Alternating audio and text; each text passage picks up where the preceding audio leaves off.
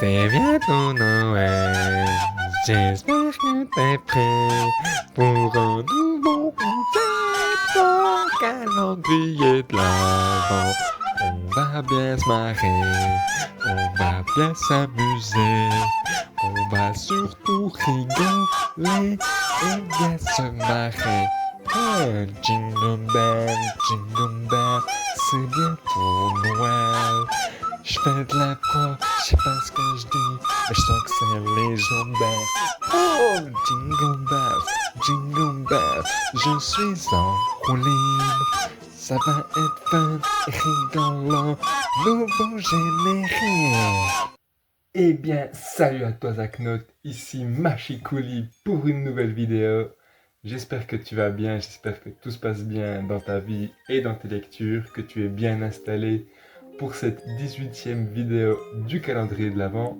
Aujourd'hui, tu l'as vu au titre, c'est une vidéo un peu spéciale car c'est une vidéo compilation. Je vais te présenter non pas une, non pas deux, non pas trois, mais bien 4 BD de Lulubi. Donc, je rappelle, c'est mon autrice de BD préférée. J'ai quasiment toutes les BD qu'elle a faites en ma possession. Ma collection se remplit gentiment, donc je suis très content. Et aujourd'hui, ce sera une vidéo un peu spéciale, parce que c'est une compilation déjà, et parce que ça va être un peu un mélange. Il y a 2 BD que j'avais déjà lues et 2 BD que j'avais jamais lues. Donc voilà, c'est parti sans plus tarder avec la première BD. Et à la fin, il meurt. Donc ça, c'est une BD que j'avais déjà lue, c'est la toute première BD que j'ai achetée de Lulubi. Donc ça raconte l'histoire des contes, en fait, l'histoire réelle des contes, les origines. Et ben, tout comme la première fois, hein, j'ai beaucoup aimé, c'est très explicatif, hein, j'ai appris beaucoup de choses, ça m'a donné envie de lire plein de contes, de me renseigner vraiment sur les contes, de ce que c'est à la base, de ce que ça transmet. Enfin voilà, c'était très intéressant. Donc j'ai pris beaucoup de plaisir à la lire. Voilà, je ne vais pas m'étendre non plus dessus parce que j'ai déjà fait une vidéo consacrée, mais il y a longtemps, il y a 2-3 ans je pense.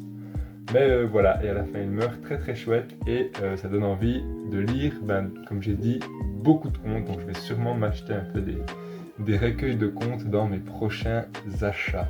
Deuxième BD que j'avais déjà lu, c'était mon coup de cœur, je pense, de l'année passée, La fille dans l'écran. Donc là, c'est Lulubi en collaboration avec Mano Devo. Donc on se rappelle, hein, c'est une histoire qui se passe à la fois en France, dessinée par Margot ici, et à la fois au Québec, ici en couleur, dessinée par Lou. Donc c'est une histoire qui se passe en même temps, une histoire de correspondance entre une fille qui habite en France, une fille qui habite au Canada, et voilà, j'ai de nouveau trop kiffé, vraiment c'est une histoire, et quand je l'ai lu j'étais un peu triste, et je me suis dit, ah, j'ai besoin d'une lecture réconfortante, d'une petite lecture réconfortante, et j'ai lu ça, et franchement ça allait mieux, quoi. C'est une belle histoire d'amour, il y a des très belles valeurs dedans, et franchement j'adore. Je pense que ça reste ma BD préférée de Lulubi, elle est vraiment trop stylée. J'adore le concept que ça soit écrit avec 2 personnes en simultané, ça a dû être un taf de malade, enfin vraiment gros coup de cœur, mais ça je t'en ai déjà parlé l'année passée. Troisième BD, Racine, donc comme tu as pu le voir, c'est la BD que j'ai achetée dans mon dernier unboxing. Racine, ça parle de Rose qui vient de la Réunion, tout comme Lulubi elle-même, et qui a une coupe de cheveux, enfin voilà, des cheveux très particuliers, des cheveux crépus, et ça parle de comment elle voit ses cheveux, comment la société voit ses cheveux, comment le patriarcat voit ses cheveux. Enfin, c'est une BD qui met le féminisme, le racisme, le patriarcat, l'identité personnelle. Enfin, c'est très intéressant, et c'est fait de manière où en fait elle nous raconte une histoire de la naissance de Rose en fait jusqu'à son épanouissement personnel à la fin de la BD, bref. Et par dedans il y a quelques petites touches où on apprend des trucs, on apprend pourquoi les personnes qui ont les cheveux crépus, elles ont les cheveux crépus, comment ça fonctionne un peu des cheveux, comment prendre soin, enfin c'est très intéressant. Et ben moi ça m'a un peu parlé, vu la tignasse que je me trimballe, sacré choucroute hein, quand même. Mais j'ai trouvé très stylé, même si j'ai pas tout ce truc identitaire et et le regard qu'a la société sur mes cheveux, parce que tout le monde s'en fout de mes cheveux vu que je suis pas une femme, vu que je suis pas noir, enfin tu vois, j'ai quand même une position très très privilégiée là-dedans et ça va même jusqu'à mes cheveux, donc j'ai trouvé très intéressant de m'en rendre compte. Mais voilà, c'est une bonne BD, très très intéressante. Elle m'a un peu moins touché parce que je suis pas touché directement par ce problème de société-là. Mais j'ai trouvé intéressant de prendre, de parler de la société en général au travers des cheveux. C'est un truc que tout le monde a. Et du coup, tout le monde peut un peu s'y rapprocher quand même, parce qu'il y a plein de gens qui lui disaient « Ah, oh, mais t'as des trop beaux cheveux », alors qu'elle, elle trouve que ses cheveux sont trop moches. Enfin, c'est un peu ce truc de les autres voient quelque chose en nous qu'on trouve moche, mais qu'eux trouvent beau. Enfin voilà, c'était quand même très très chouette. Et la dernière, elle tombe de nulle part, car c'est une copine de Lola qui l'a prêtée à Lola, qui me l'a prêtée après à moi. C'est une BD que je vais acheter quand j'aurai de la thune, quand j'aurai la possibilité de l'acheter, même si je l'ai déjà lu, pour avoir la collection de Lulubi. Ça s'appelle Goupil-ou-Face et ça parle de tout ce qui est bipolarité et les cyclothymies. Donc voilà, c'est les personnes qui ont un peu des sauts d'humeur, je vais le dire un peu vulgairement, enfin des personnes qui changent d'humeur assez rapidement et c'est très bien expliqué.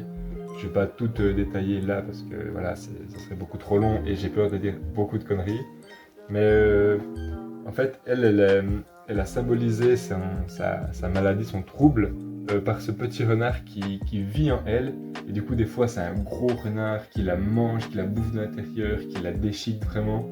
Et des fois, quand elle va bien, c'est un tout petit renard, tout kawaii, tout chouchou. Enfin voilà, ils font de la balançoire. Ah ouais, là, c'est expliqué, toi, là, il est tout chouchou. Et là, son ombre, c'est sa version un peu dark du renard. Donc là aussi, ça m'a pas trop touché parce que moi, j'ai pas ça, mais ça peut être hyper utile, je sais pas, genre, pour les gens qui ont des proches qui sont bipolaires ou cyclothymiques, c'est très très très utile. Pas forcément pour moi, mais j'ai beaucoup apprécié l'approche qu'elle a eue dedans.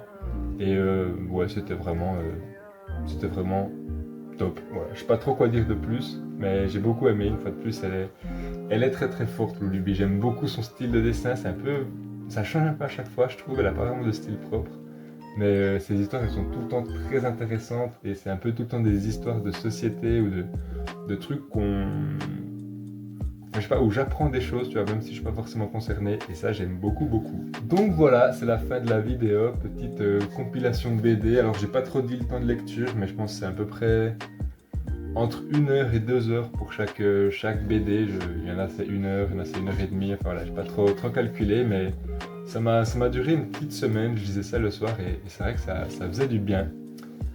J'espère que la vidéo t'a plu, n'hésite pas à lâcher un petit pouce bleu si c'est le cas, à me donner ton avis en commentaire. Et quant à moi, je te dis à demain pour une nouvelle vidéo. Allez, double ciao!